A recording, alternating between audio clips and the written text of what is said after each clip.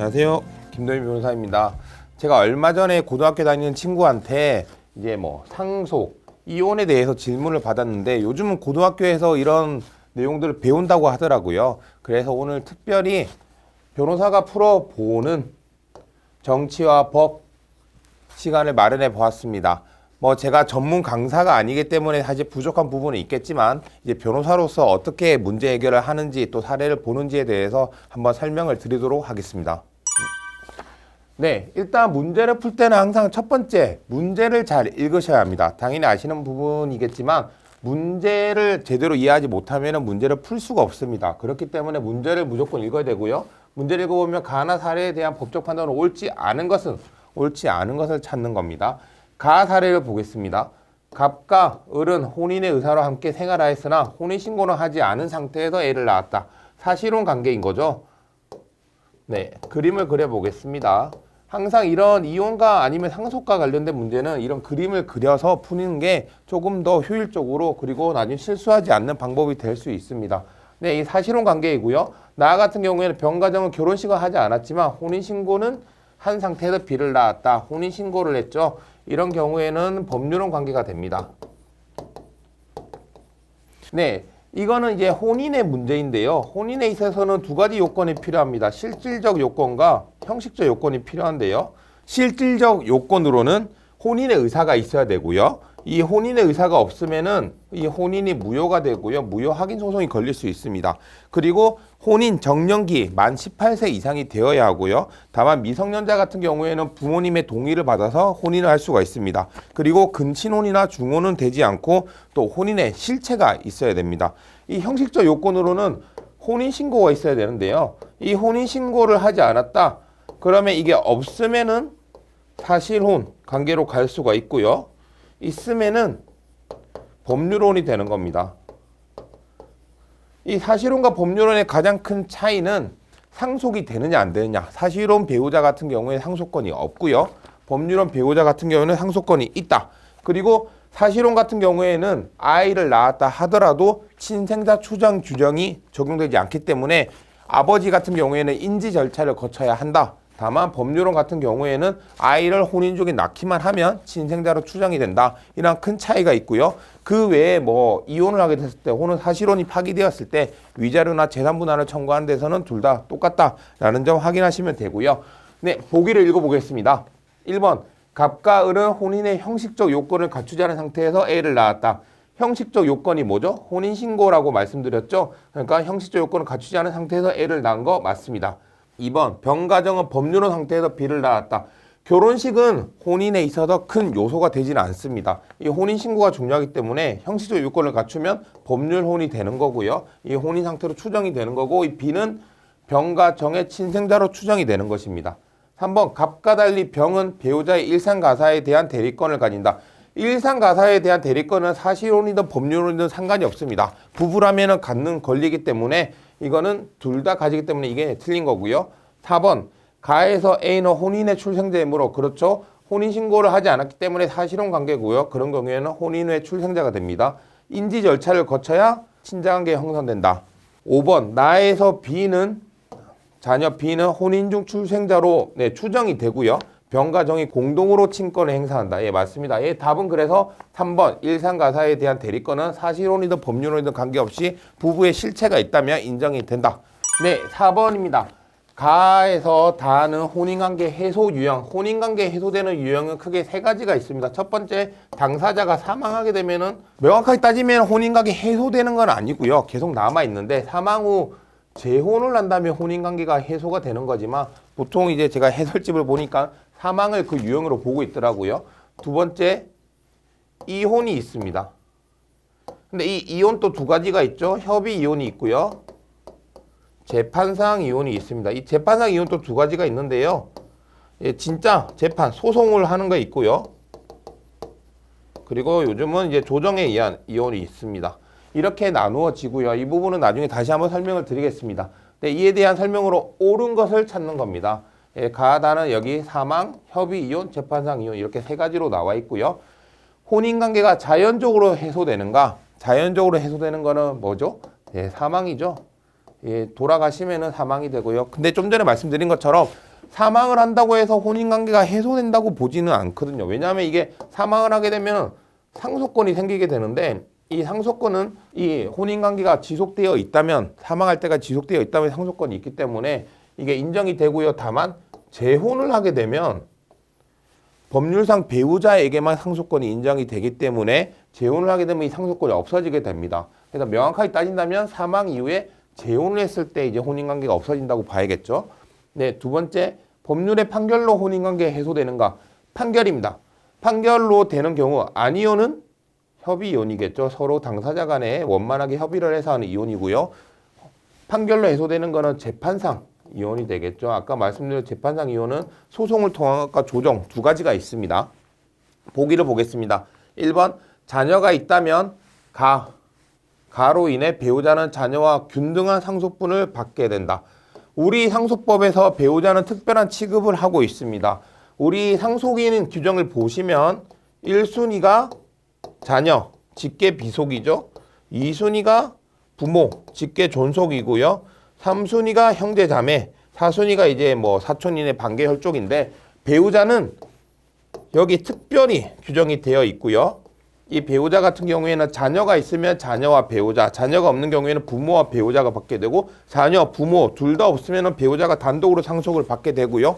상속분에 있어서도 1대 1.5로 5화를 가산해 줍니다. 이는 이제 배우자가 같이 생활을 하면서 혼인기간 중에 형성한 재산에 대한 기여도 등을 이제 청산해 주는 개념인데요.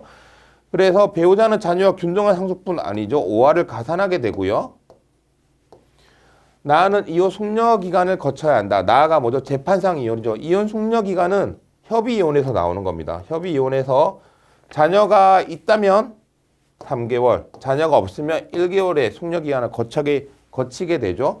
그리고 특별한 사유, 이 이혼 사유가 가정폭력 이런 거 있다면은 이 숙려 기간 또 단축을 할 수가 있습니다. 네, 어쨌든 이 숙려 기간은 협의 이혼에서 들어가는 거니까 아니고요. 3번 다는 법률이 정한 이혼 사유로도 가능하다. 우리나라의 이혼은 유책주의라고 해서 그 이혼 사유, 법률에서 정해진 사유가 있어야 됩니다. 가장 많은 사유가 뭐 부정행위고요. 그 외에 뭐 폭력, 도박 등등이 있는데 어쨌든 6가지 사유가 있어서 이 민법 840조에 정해진 이혼 사유에 해당이 돼야만 이혼을 청구할 수 있습니다. 이거는 근데 재판상 이혼이고요. 협의 이혼 같은 경우에는 성격 차이, 어쨌든 서로가 협의만 되면 이혼을 할 수가 있습니다. 그렇기 때문에 법률이 정한 이혼 사유로도 가능히 하고요. 그 외에 법률이 정하지 않은 사유로도 이혼이 가능합니다. 그러니까 이거는 맞는 표현이긴 하죠. 네. 어쨌든 법률이 정한 이혼 사유, 부정행위라든지 폭력이라든지 부당한 대우를 받았을 때 이혼이 가능하고요. 그 외에 성격 차이 아니면은 다른 이유로 이혼도 가능하니까 3번이 답이고요. 4번 다 모두 법원을 거치지 않아도 혼인관계를 해소할 수 있다. 사망은 당연히 법원을 거치지 않지만 협의이혼 같은 경우에는 일단 협의이혼 신청서를 법원에 제출해야 되고요. 숙려기간이 지난 다음에 협의이혼 의사 확인 기일을 거쳐야 됩니다. 거기서 이제 두 분이 나가서 확인을 해야만 이혼이 성립되기 때문에 법원을 거쳐야 되고요. 5번 나다 모두 이혼에 책임이 있는 배우자는 재산분할을 청구할 수 없다. 두 가지로 나눌 수 있는데요. 이혼에 책임이 있는 배우자, 유책 배우자라고 하는데 유책 배우자는 원칙적으로 이혼 청구를 할 수가 없습니다. 네, 이 부분은 재판상 이혼에만 해당이 되는 거고 협의 이혼은 전혀 상관이 없고요. 두 번째로 재산분할 청구권은 유책 배우자든 아니든 상관이 없습니다. 위자료 같은 경우에는 유책 배우자가 이제 다른 배우자에게 위자료를 지급을 해야 되지만 재산 분할이라든지 아니면 아이에 대한 부분 이런 것들은 유책 배우자라 하더라도 충분히 청구할 수 있고 또 가질 수 있는 권리입니다. 예를 들어서 만약에 와이프가 바람을 폈다. 그래서 이혼을 하게 됐다. 이런 경우에도 와이프가 이제 아이들에 대한 양육권이나 친권을 가질 수 있고요. 재산분할 청구도 할 수 있게 되는 겁니다. 이 재산분할 청구는 그동안 혼인 기간 중에 형성된 공동 재산을 이제 청산하는 개념이기 때문에 유책이랑 상관이 없는 거죠. 그래서 답은 3번. 협의 이혼은 법률이 정한 이혼 사유로도 가능하고 법률이 정하지 않은 이혼 사유로도 가능하다. 협의만 되면 된다. 이렇게 생각하시면 될 것 같습니다. 네, 9번입니다. 아까도 말씀드렸다시피 항상 문제를 먼저 읽고 문제를 먼저 파악을 하셔야 됩니다. 그게 가장 첫 번째고요. 가나 살에 대한 법적 분석으로 옳은 것을 찾는 겁니다. 갑과 을은 혼인신고를 하지 않은 채 살며 혼인신고를 하지 않았다. 그러면 뭐죠? 사실혼인 거죠. 사실혼인데 자녀를 낳았다. 그러면 이 자녀는 친생자가 될까요? 안 될까요? 친생자 추정이 되지 않는다고 했습니다. 그래서 인지 절차를 거쳐야 되는데 갑은 그 자녀를 인지하였다. 네, 좋은 아빠네요. 인지를 했네요. 그러나 갑이 가정을 잘 돌보지 않아 좋은 아빠는 아니었군요. 을이 혼인관계 해소를 요구하고 있다. 그림을 그리면서 설명을 드리도록 하겠습니다. 갑과 을이 있고요. 혼인신고를 하지 않았기 때문에 혼인의 형식적 요건을 갖추지 않아서 사실혼 관계가 됩니다. 그리고 자녀를 낳았고요. 자녀는 A라 하겠습니다. A인데 인지를 했다. 인지를 했으니까 이 친구는 인지를 하면 소급표라는 게 있습니다. 그래서 태어난 때로부터 이 갑의 자녀가 되는 것입니다. 을은 어떠냐? 사실 을은 엄마잖아요. 엄마 같은 경우에는 엄마가 이제 10개월간 애를 이제 베고 그리고 출산하기 때문에 생물학적인 요인으로 엄마와 자녀는 연결이 되게 돼 있습니다. 그렇기 때문에 엄마와 자녀는 이제 연결이 되고 아버지는 다만 인지 절차를 거쳐야 된다라고 생각하시면 되고요. 병과 정은 법적으로 유효한 법률혼한 상태에서 법률혼이네요. 법률혼을 했다는 거는 혼인신고를 했다는 거죠. 혼인신고를 해야만 법률혼이 되는 겁니다. 자녀를 낳았다. 이 자녀는 친생자 추정이 됩니다. 그래서 혼인기간 중에 낳은 아이는 친생자로 보는 거고요. 만약 친생자가 아니라고 하면 친생 부인의 소라고 해서 이 소를 제기해야만 이를 끊을 수 있습니다. 그러나 정이 도박에 빠지는 등 가정을 소홀히 해서 병이 혼인관계 해소를 요구하고 있다. 네, 여기가 유책 배우자고요. 여기서는 갑이 유책 배우자입니다. 그렇죠. 그래서 이렇게 이혼을 요구하고 있는 거죠. 네, 보기를 보겠습니다. 1번 가와 달리 가는 뭐죠? 사실혼이죠. 나는 법률혼입니다. 나의 혼인은 부부간 친족관계가 형성된다. 그렇죠. 법률혼이기 때문에 친족관계가 형성되게 됩니다. 그래서 나중에 상속도 일어나게 되는 거죠. 상속은 법률상 배우자만 받을 수 있다. 사실혼 배우자는 상속을 받지 못한다는 거 꼭 확인하시고요. 2번 나와 달리 가의 혼인에서는 사실혼에서는 부부가 일상가사에 대한 대리권이 없다. 네, 좀 전에도 말씀드렸지만 일상가사에 대한 대리권은 부부라면 있는 거기 때문에 사실혼이든 법률혼이든 네, 상관없습니다. 3번 갑과 을의 혼인관계를 해소하기 위해서는 갑과 을은 무슨 관계죠? 사실혼 관계입니다. 사실혼 관계에서 법이 정한 절차를 따라야 한다. 법률혼 같은 경우에는 협의 이혼이든 재판상 이혼이든 법률이 정한 절차를 따라야 되지만 사실혼 같은 경우에는 사실혼 해소를 하는데 다른 절차가 없습니다. 단순히 의사표시만으로 예를 들어 나 오늘부터 너랑 같이 안 살아. 이제 우리 사실혼 아냐? 라고 의사만 표시를 하면 사실혼이 해소가 되기 때문에 법이 정한 절차가 필요가 없습니다. 네. 4. 병이 정가 이혼하기 위해서는 법률혼이기 때문에 이혼이라는 절차가 필요한 거죠. 이혼 사유가 법에 정해져 있어야 한다. 물론 이제 재판상 이혼 같은 경우에는 말씀드렸지만 유책주의를 취하고 있기 때문에 이 이혼 사유가 법에 정해져 있어야 합니다. 이 법에 정해진 이혼 사유는 민법 840조에 있는데요. 840조에서 뭐 부정한 행위, 악의의 유기, 부당한 대우 등등등 정하고 있습니다. 6개의 항이 있는데요. 이걸 한번 찾아보시면 좋을 것 같고 어쨌든 이런 사유가 법에 정해져 있어야 재판상 이혼은 가능하지만 협의 이혼 같은 경우에는 법에 정해져 있는 사유가 아니라 하더라도 예를 들어서 가장 큰 게 이제 성격 차이죠. 성격 차이와 같이 법에 정해진 사유가 아니라 하더라도 이혼을 할 수 있습니다. 그러니까 4번은 아닌 거죠. 5번 갑과 자녀는 친자관계가 형성되지 않지만 병과 자녀는 친자관계가 형성된다. 일단 병과 자녀는 혼인 중에 나왔기 때문에 이제 친생자 추정이 됩니다. 갑과 을은 사실혼이잖아요. 그래서 원래는 친생자 추정이 되지 않지만 갑이 인지 절차를 거쳐서 이 A가 내 아들이라고 했기 때문에 이 친자관계 형성이 되고요. 이 친자관계는 소급표가 있기 때문에 이 A가 태어났을 때부터 친자관계 형성된다. 이렇게 확인하시면 될 것 같습니다. 답은 1번이죠. 나의 혼인은 부부간 친족관계 형성된다. 나의 혼인은 법률혼이기 때문에 친족관계 형성된다. 확인하시면 됩니다. 네, 10번 문제입니다. 다음 자료에 대한 법적 판단으로 옳은 것을 찾는 겁니다. 소장이라 나와 있죠. 이 소장은 무슨 뜻이죠? 재판상 이혼이란 뜻입니다. 재판상 이혼 같은 경우에는 이혼을 하고 언제 효력이 발생하는지에 대한 문제가 있는데요. 이 재판상 이혼 혹은 이제 조정도 포함이 되는데요. 이 같은 경우에는 판결이든 조정이든 확정됐을 때 이혼의 효력이 발생합니다. 그 다음에도 어차피 이혼 신고는 하게 되는데요. 이혼 신고는 보고적 신고라고 해서 단순히 그냥 행정기관에 우리 이혼했습니다 보고하는 의미일 뿐이고 효력은 확정됐을 때 발생합니다. 이와 이제 비교되는 게 협의 이혼 같은 경우에는 협의 이혼은 법원에다 신청하지만 협의 이혼이 됐다라는 도장만 찍어주는 거거든요. 그래서 이거를 신고를 해야 되는데 이 신고했을 때 효력이 발생합니다. 그래서 이거를 창설적 신고라고 하고요. 이 협의 이혼 비슷한 게 이제 혼인신고. 혼인신고도 이제 혼인신고를 해야만 국가가 알 수가 있겠죠. 그래서 혼인신고 같은 경우에는 창설적 신고로서 이때 효력이 발생하고요. 재판상 이혼 같은 경우에는 확정됐을 때 법원에서 땅땅땅 하고 이제 항소기간이 도가했을 때 그때 이혼이 된다.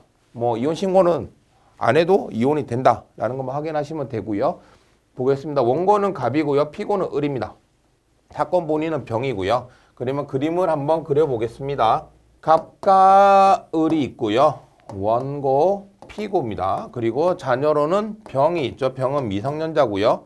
청구 취지를 보면 이혼한다고 되어 있죠. 보통 이제 저희가 이혼 소송을 하면은 이혼 플러스 위자료 플러스 재산분할 플러스 이제 사건 본인이라서 아이인데요. 이 아이에 대한 부분, 친권, 양육권은 누가 가져갈 건지, 양육비는 얼마를 지급할 건지, 면접 교섭은 어떻게 할 건지 이런 부분을 정하게 되고요. 그리고 이제 뭐 소송 비용은 누가 낼 건지 이런 부분이 들어가게 됩니다. 여기서는 이제 이혼만 나와 있고요.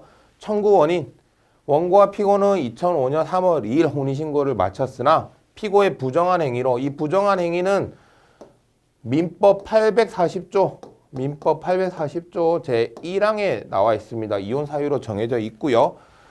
계속하기 어려운 중대 사유가 있습니다. 그래서 원고는 병의 주된 양육자로서 병에 대한 친권자 및 양육권자로 지정이 필요합니다. 라고 되어 있습니다. 이 피고가 부정행위를 했다는 거죠. 이 부정행위는 뭐 쉽게 말해서 바람을 폈다는 건데 이 부정행위는 아까 말씀드린 대로 민법 840조 제1항에 이혼 사유로 규정이 되어 있고요. 이 같은 경우에 원고가 친권 및 양육권자로 지정이 필요하다. 이렇게 되어 있죠. 만약 원고가 친권, 양육권을 가지게 되면 이 비양육친인 을은 원고에 대해서 양육비를 지급할 의무가 생기고요. 그리고 을은 이 병을 양육하지 않기 때문에 면접교섭을 할 수 있는 권리가 생깁니다. 이 면접교섭은 부모의 권리 및 의무이기도 하면서 자녀의 권리이기도 한 부분인데요. 이 부분 확인하시고 보기 보겠습니다. 1번 갑이 청구한 이혼은 미성년 자녀가 있으므로 이혼 숙려기간을 거쳐야 한다. 이혼 숙려기간은 언제 거치는 거죠? 협의 이혼이만 있습니다. 협의 이혼에서 자녀가 있는 경우에는 3개월, 자녀가 없는 경우에는 1개월, 그리고 특별한 사유, 뭐 가정폭력 등이 있는 경우에는 그 기간을 단축할 수 있다고 했고요. 이거는 재판상 이혼이기 때문에 이 숙려기간은 해당이 되지 않습니다. 2번 갑이 청구한 이혼은 법원에서 이혼 의사 확인서를 발급받아 해당 관청에 신고를 해야 효력이 발생한다. 일단 이혼 의사 확인서라는 건 협의 이혼에서 나오는 얘기입니다. 그렇기 때문에 틀린 거고요. 해당 관청에 신고를 해야 효력이 발생한다. 말씀드린 협의 이혼에서는 아까 말씀드린 대로 이게 창설적 신고이기 때문에 이 받고 신고를 해야 효력이 발생하고요. 재판상 이혼 같은 경우에는 판결이 확정됐을 때 이혼이 되는 거라는 거 구별하시면 좋고요. 어쨌든 이거는 재판상 이혼이기 때문에 해당하지 않고 3번 갑의 청구가 받아들여지면 그러니까 이혼 청구가 되면 이혼이 되는 거죠. 그럼 이혼이 되면 갑과 을은 친족관계가 끊어지게 됩니다. 쉽게 말해 남남이 되는 거죠. 네, 남남이 되는 거고요. 병은 누구죠? 자녀죠. 병은 을의 사망 시 법정 상속인이 될 수 없다. 이 이혼은 갑과 을 부부 간의 문제이고요.